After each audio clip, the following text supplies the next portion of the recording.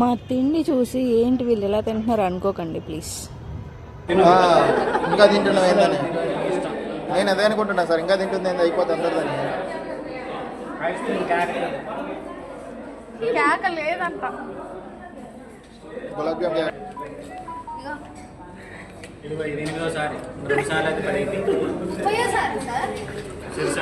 ఒకళ్ళదొక్కరు తీసుకోవడానికి గొడవ పడట్లే, ఒకళ్ళదొక్కరు ఇచ్చుకోవడానికి గొడవ పడుతున్నారు అక్కడ.